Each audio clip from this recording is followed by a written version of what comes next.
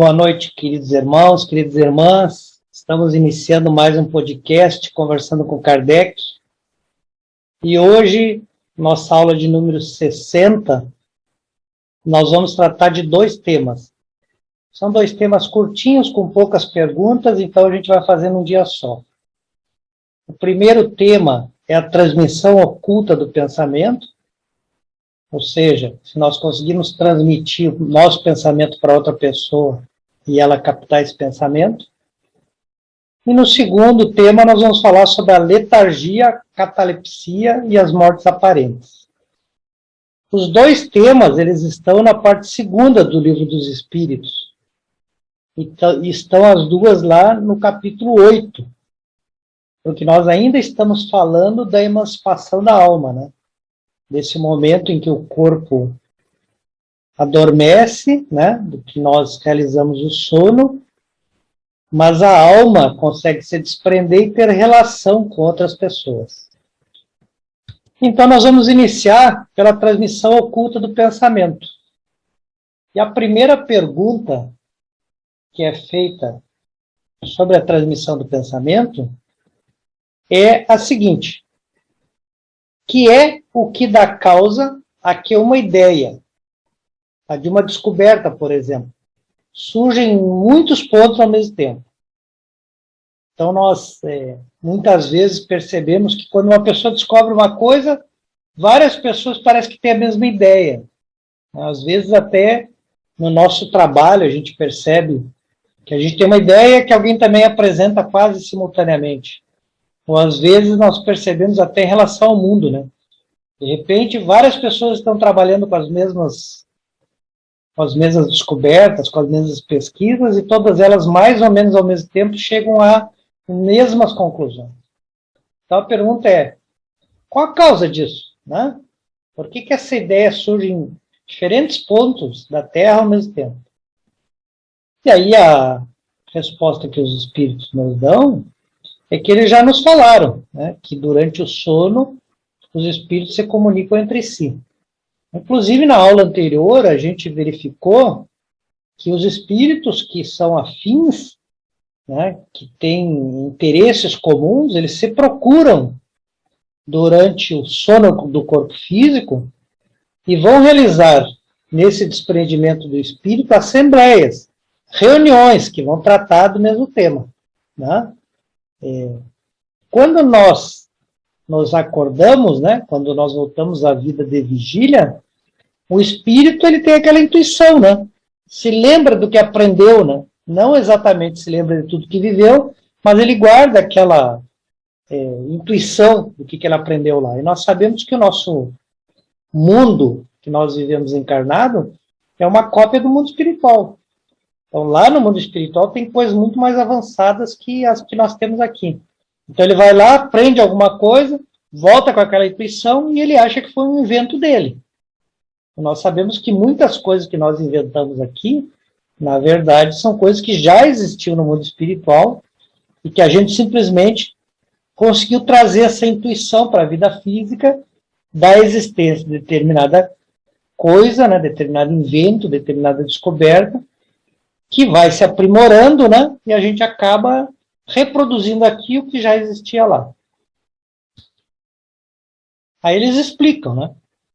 É por isso, por essas assembleias que ocorrem no plano espiritual, em que os espíritos discutem determinado tema e chegam a determinadas conclusões em conjunto, é que se dá esse acontecimento, né? De que várias pessoas simultaneamente descobrem a mesma coisa. Então eles citam aqui uma fala que muitas vezes a gente diz, né? Parece que a ideia está no ar, né? A ideia paira no ar. Então eles dizem, embora a gente diga isso como uma figura, né? Isso é muito mais, uma expressão muito mais exata do que a gente imagina, porque realmente são os pensamentos dessas pessoas simpáticas que estão sendo trocados entre eles, né? Então, todas as pessoas que pensam sobre determinado problema, que buscam determinada solução, eles acabam contribuindo para propagar todos esses diversos entendimentos sobre aquele assunto que vai gerar descoberta. inclusive se reúnem para discutir essas soluções para esses problemas, né? Então, o espírito, muitas vezes, ele revela para outro espírito, sem se dar conta, né, aquelas preocupações que ele tem enquanto está vigilante, enquanto está acordado, e essa revelação muitas vezes se dá, inclusive, no sono, quando ele vai visitar essas assembleias que discutem temas que ele está se preocupando, mas que tantas outras pessoas no mundo também estão se preocupando. Quando a questão 420, é perguntado se os espíritos podem se comunicar quando eles estão despertos. Ou seja, e, obviamente aqui eles estão falando de se comunicar sem a linguagem, né? Então, os espíritos encarnados, acordados, e não durante o sono, quando eles estão acordados, eles podem se comunicar sem usar a linguagem verbal que a gente normalmente utiliza. E daí eles dizem que sim, porque o espírito não está encerrado no corpo, né? Não é uma caixa, o corpo não é uma caixa que ele entra para dentro. E ele irradia por todos os lados. A gente sabe que especialmente essa irradiação de ondas eletromagnéticas, uma das ondas eletromagnéticas que nós irradiamos é exatamente os nossos pensamentos. Então sim, nós podemos nos comunicar através dessa irradiação do nosso pensamento, que André Luiz vai chamar de matéria mental, né? Porque a onda eletromagnética ela é uma matéria, né? Esse pensamento que se irradia é uma matéria. Então, essa irradiação que o espírito faz para fora de si, dos seus pensamentos, ele pode ser percebido e pode ser entendido por outro espírito. Então, se isso acontecer, esse espírito que irradiou o seu pensamento vai se comunicar com outros espíritos, mesmo estando em vigília. Ele dizia, é mais difícil. Claro que é mais difícil quando você está acordado, alguém, vamos dizer assim, a expressão que a gente usa, né, ler o nosso pensamento, né? Na verdade, o termo certo seria perceber, entender o nosso pensamento. Mas a gente sabe que muitas vezes a gente consegue, sem a pessoa se expressar através da linguagem, a gente consegue perceber qual é a intenção, por exemplo, dela, né? A gente consegue perceber, inclusive, uma influência negativa de um ambiente que a gente vai, onde todos pensam coisas negativas. E vice-versa. Quando a gente vai na casa espírita, a gente consegue perceber os bons pensamentos que estão sendo irradiados naquele ambiente, né? Tanto por encarnados quanto desencarnados. Então, quando o espírito irradia um pensamento e um outro espírito consegue entender, eles se comunicam. Os namorados, por exemplo, né, que a gente muitas vezes usa a expressão, né, eu consigo ler o teu pensamento, né? É dessa comunicação que eles estão falando. Na questão 421, eles perguntam como é que pode duas pessoas perfeitamente acordadas ter a mesma ideia. E isso, vejam que muitas vezes a gente tem a mesma ideia e às vezes até ocorre que a gente fala junto, né? A gente está conversando ou está discutindo alguma coisa, as duas pessoas expressam a mesma ideia verbalmente ao mesmo tempo. Então, como é que pode? Né? E eles, então, respondem que isso ocorre quando os dois espíritos são simpáticos, né? Ou seja, quando eles têm uma afinidade. Vejam que essa palavra simpático a gente já estudou no passado, e essa simpatia é relativa a eles terem mais ou menos o mesmo interesse, né? Mais ou menos as mesmas, vamos dizer assim, os mesmos objetivos, né? Os mesmos interesses. Ser espíritos parecidos na sua evolução, que procuram a mesma coisa, né? Então, quando os dois espíritos têm essa semelhança, né? Vamos colocar aqui essa palavra, talvez expresse melhor o que seja simpatia. Quando eles têm uma semelhança, eles conseguem ver o pensamento um do outro. E esse ver é óbvio que não é pelos olhos, né? Eles conseguem entender, né? Entender através do sentido do espírito o que o outro está pensando. E então, mesmo estando acordado, né? Mesmo sem estar adormecido, eles percebendo o pensamento do outro, ainda que esse não seja um processo totalmente consciente, é um processo inconsciente, eles revelam a mesma ideia ao mesmo tempo, porque são espíritos semelhantes. Há entre os espíritos que se encontram uma comunicação de pensamento, né? Isso dá causa que duas pessoas se vejam, se compreendam sem precisarem dos sinais da linguagem. É o que nós estávamos falando, né? Que muitas vezes as pessoas chamam de telepatia, né?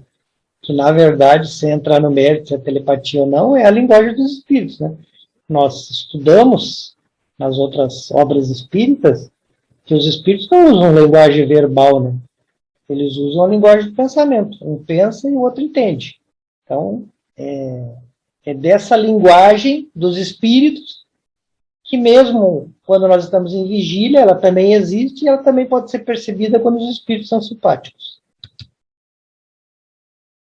Então, vencido esse primeiro tema, né, que é a transmissão do pensamento, nós vamos para o tema seguinte, que não tem, vamos dizer assim, que não é exatamente uma continuação daquele tema, mas que também fala exatamente aqui desse desprendimento que o espírito consegue ter e se manifestar fora da matéria.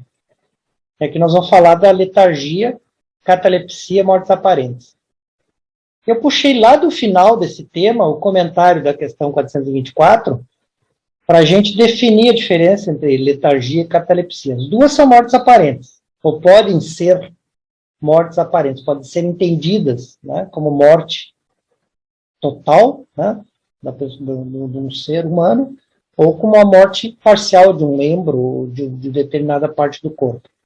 Né? Então, eu puxei a explicação lá no 424 para nós diferenciar a letargia da catalepsia. E lá, Kardec vai nos dizer que tanto a letargia quanto a catalepsia, elas derivam do mesmo princípio. Qual é esse princípio? A perda temporária da sensibilidade e do movimento, por uma causa fisiológica, né, do corpo, mas que ainda não está devidamente explicada. Né? Eu ainda, me preparando para apresentar esse tema, ainda li alguma coisa na internet que falava que exatamente os médicos não têm muito interesse na letargia e na catalepsia porque eles ainda não conseguem explicar por que acontece isso. Então ainda é um tema que tem uma carência de estudos científicos e médicos sobre esse assunto. Mas a letargia, ela difere da catalepsia. E a letargia é, vamos dizer assim, a mais grave, a mais aguda. Né? O que ocorre na letargia? É uma suspensão das forças vitais. Né? Ela ocorre em todo o corpo. Ou seja, todo o corpo passa a ter uma aparência de morte. Na catalepsia, que é menos aguda, né, essa morte ela fica localizada. Por exemplo, ela pode atingir uma parte somente do corpo. Né?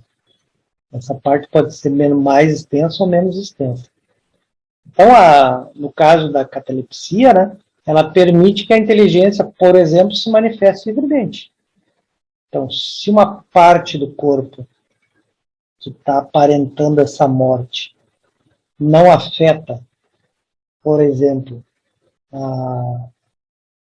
dizer assim, as faculdades mentais, o espírito pode continuar se manifestando, né? A inteligência, que é o espírito, pode continuar se manifestando, através de um gesto, através da fala. Então, a catalepsia, ela tem menos probabilidade de ser confundida com a morte. A letargia, não. Às vezes ela é tão aguda que ela pode, inclusive, essa cessação dos batimentos, né, que ficam muito baixos, né, da circulação que fica muito baixa, ela pode, inclusive, começar a permitir que determinadas partes do corpo meio que comecem a tomar aparência de morte mesmo, até com cheiro. Né? Então, é a letargia que muitas vezes pode acontecer de um médico, inclusive, diagnosticar a morte e a pessoa não ter morrido ainda. A letargia ela é sempre natural, ela não pode ser provocada. Né? Ela é um fenômeno natural, não tem como se produzir uma letargia. A catalepsia, ela é também natural, espontânea, né? Mas também há casos em que a catalepsia pode ser provocada por uma ação magnética. Então, o magnetizador pode fazer, por exemplo, a gente perder o controle sobre um braço E aí aquele braço fica como se fosse morto, né? Nós vemos, por exemplo, a ação magnética, o magnetizador, muitas vezes, anular, vamos dizer assim, a nossa visão para a gente ver uma coisa que não está vendo, ou a nossa gustação, né, nós sentirmos o gosto de alguma coisa, né, a gente vê muito na televisão, a pessoa come uma cebola e pensa que não é cebola, que é uma coisa boa. Então, a ação magnética ela pode provocar essa, dizer assim, interrupção da atividade do corpo em determinado setor, por um determinado tempo. E a própria ação magnética depois pode anular o efeito do magnetismo e a pessoa voltar ao normal. Esse é o caso da catalepsia, né? Que ela não é total, ela não é aquela morte aparente da letargia. Então agora vamos às perguntas, né? Pergunta 422. Os letárgicos, os catalepléticos, em geral, veem ou ouvem o que se passa no seu redor? Embora eles não possam exprimir, né, dizer o que eles estão vendo e ouvindo, eles conseguem ver e ouvir, e aí segue-se. Essa é uma afirmação. Segue-se a pergunta. Vendo e ouvindo é pelos olhos e pelos ouvidos que ele tem essa percepção? E aí os espíritos respondem que não. Não é pelos olhos e pelos ouvidos que o cataléptico e o letárgico continua vendo e ouvindo, né? É pelo espírito, não é pelo órgão físico, né? É pelos órgãos do espírito, ou do perispírito, se nós preferirmos, né? Então, o espírito continua tendo a consciência de si, mas ele não pode usar os órgãos do corpo físico que estão impedidos, portanto, não pode se comunicar. Então, as percepções elas são diretamente percebidas pelo espírito, através do seu perispírito. E a pergunta é por que é assim, né? Porque o corpo, no caso em que a letargia e a catalepsia tomam os órgãos do corpo, da visão e da audição, ele não está funcionando. Então, esse estado especial dos órgãos, né, quando os órgãos do corpo físico não funcionam, mas o espírito continua percebendo o que está acontecendo em sua volta, prova que no homem, além do corpo, existe alguma outra coisa, né? E o que é essa coisa que continua existindo? O espírito, né? O corpo já não está funcionando, mas o espírito continua ativo. A gente tem essa também situação nos episódios de quase morte, né?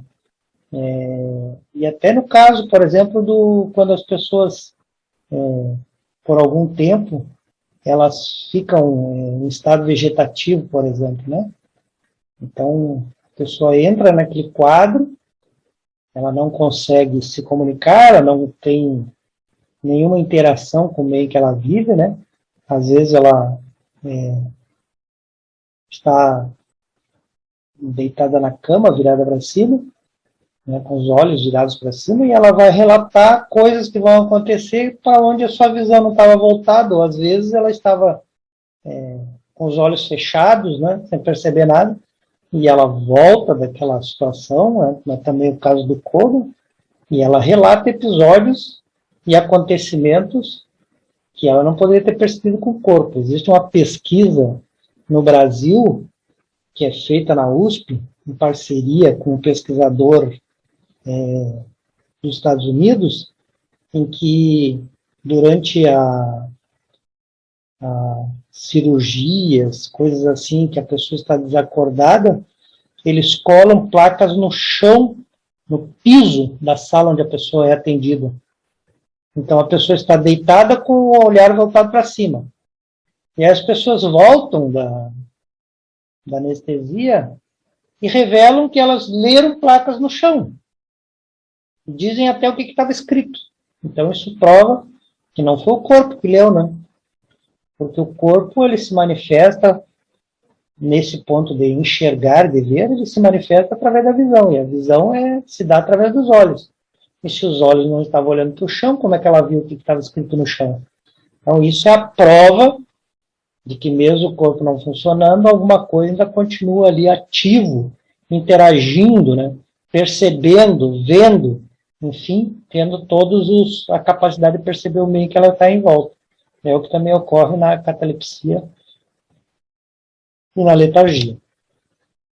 423. Na letargia, pode o espírito separar-se inteiramente do corpo, de modo a imprimir todos os aparelhos de morte e depois voltar a habitar esse corpo? Ora, nós sabemos que não, né? Nós sabemos que quando ocorre a concepção do corpo, o espírito se liga a ele. Se um dia esse laço, que a gente muitas vezes é descrito como um fio, né? Um fio dourado, se esse laço se desprender, ele se desprendeu. Ele não volta nunca mais a se unir novamente, fazendo com que o espírito volte a ficar ligado ao corpo. Então, quando a pergunta de separar-se inteiramente do corpo, se ele se separar inteiramente do corpo, ele não pode mais ser ligado, porque essa ligação só acontece na concepção. Então, vamos ver a resposta que os espíritos dão. Na letargia, o corpo não está morto. Aliás, na catalepsia também não, né? Nós estamos falando da letargia, que é o mais agudo, né? Que é o mais severo. Então, na letargia, o corpo não está morto. Existem algumas funções que continuam a executar-se, né? E a vitalidade se encontra no estado latente, né? O estado da semente, né? Ela está ali. Existe uma vida. Se nós colocarmos na semente uma certa quantidade de nutrientes, sol e água, ela desabrocha. Então, é o sinal de que a vida está ali, né? Então, a vitalidade está latente, mas não está aniquilada. Ela está ali. E como então o corpo não está totalmente morto, o espírito continua ligado, né? O corpo ainda vive, o espírito ainda está ligado. É somente uma situação que, vamos dizer assim, inibe a maioria das funções que o corpo teria, dando essa aparência de morte. Mas o espírito não se desliga, porque se ele se desligasse, não teria como voltar novamente a obter essa ligação. Aí se daria realmente a morte. É o que eles nos explicam depois. Se romper a ligação do corpo com o espírito, ou se nós preferirmos do corpo com o perispírito, né, que é realmente quem está ligado, por efeito da morte real, ou pela desagregação dos órgãos, né, quando os órgãos se desorganizam, também pode haver esse rompimento, os laços que prendem um ao outro, né, se ocorrer isso, a separação é integral, o espírito não volta mais a conseguir se ligar com aquele corpo. Aquele corpo realmente, então, começa a se degenerar, se desorganizar, porque ele não tem mais a matriz. A matriz que mantém ele organizado é o perispírito, né, que é organizado pelo espírito. Uma vez que o perispírito e o espírito se desligaram, porque o perispírito sempre está, o espírito sempre está envolto no seu perispírito, ele então vai se desagregar e não vai conseguir reconectar, fazer essa reconexão. Agora, quando um homem que aparentemente está morto volve à vida, é porque não existiu a morte não se completou e o espírito continuou ligado àquele corpo. Por isso que ele pode voltar à vida, só nessa situação. E aí a nossa última questão, que é a 424, pergunta se quando a gente dispensa cuidados necessários para um ser que está prestes a desencarnar, a morrer, né? O corpo está prestes a morrer, nós conseguimos restituir a vida a um ser que, se não fosse feito aquele socorro, ele definitivamente morreria. Então, a pergunta é, dispensado certos cuidados, um ser que iria morrer, né, se não fosse socorrido, uma vez que ele é socorrido com esses cuidados, ele pode continuar existindo, continuar tendo a vida física, né, a vida do corpo? Existe, sem dúvida. E eles dizem, todos os dias tendo a prova disso. Prova do quê? De alguém que estava prestes a morrer, muitas vezes o próprio médico diz, né, olha, não tem mais o que fazer, não tem mais solução. A pessoa se recupera, sai do hospital, né, volta a ter um período de vida, né, contra todos os prognósticos. E aí eles dizem que o magnetismo, nesses casos, constitui muitas vezes esse poderoso meio de ação, esses cuidados dispensados em tempo, né? Por que o magnetismo? Porque nós sabemos, né, o magnetismo, que é o mesmo do passe magnético, né, ele restitui ao corpo o fluido vital, que é necessário para o corpo ter a vida. Esse fluido vital que normalmente o espírito consegue ir, vamos dizer assim, se recompondo dele, né, através de uma constante reposição do fluido vital. Mas quando o corpo fica muito desorganizado, ele não consegue absorver fluido vital da natureza. Então, aí, muitas vezes, o magnetizador, ele dá ao outro corpo, né, o corpo de outra pessoa, esse fluido que ela não consegue produzir, e assim ela consegue produzir a cura. Né?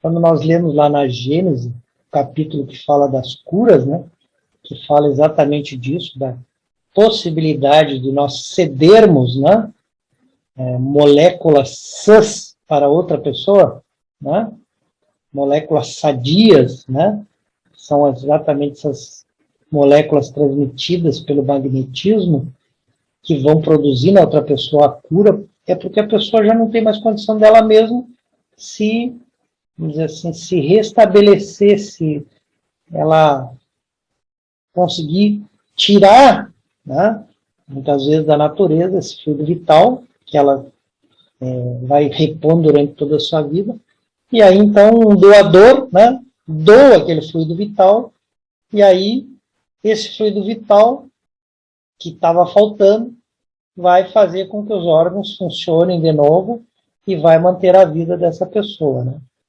Então, o princípio da cura, o princípio do passe magnético, todos estão, o princípio da oração, né? Da oração que se faz por alguma pessoa, todas elas estão baseadas nisso, em você repor moléculas sadias para uma pessoa que não está conseguindo produzir em si a vitalidade que ela necessita, né? E aí ela não tendo a condição de fazer isso, alguém pode fazer por ela, doando moléculas da sua aura, né? Seu ambiente magnético, para que ela então consiga restabelecer o funcionamento dos órgãos. Então, dessa forma, nós terminamos aí essa aula de hoje, que é a nossa aula 60, onde nós tratamos 2 temas, concluindo que sim, nós podemos transmitir o pensamento de um espírito para outro, mesmo quando estamos em vigília, porque essa é a comunicação que os espíritos realizam entre si, né? Especialmente os espíritos mais evoluídos, eles não usam mais a linguagem verbal.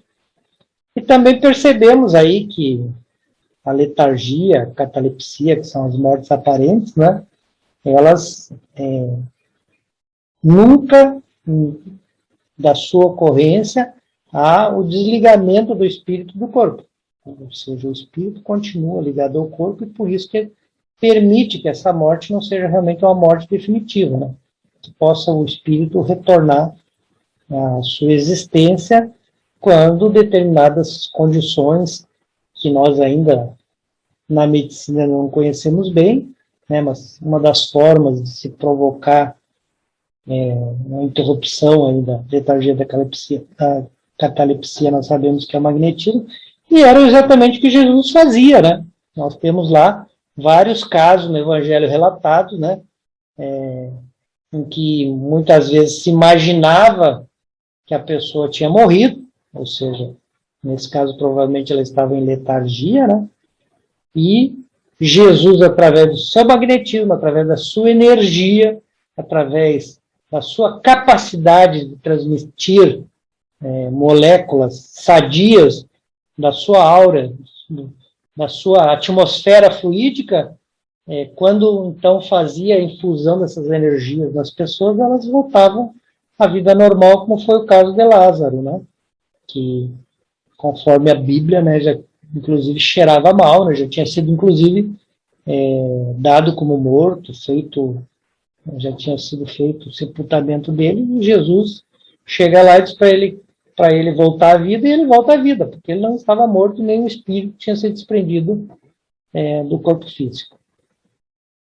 Então, essa lição de hoje nos permite entender muitas coisas, né, que parecem tão cheias de milagres por trás, mas que a gente percebe que não tem milagre nenhum, que são realmente leis de Deus aí que se cumprem. Nós agradecemos a todos aí que estiveram com a gente, pedimos aos amigos espirituais que nos abençoem, que tenhamos uma boa semana e que possamos nos encontrar na próxima semana novamente.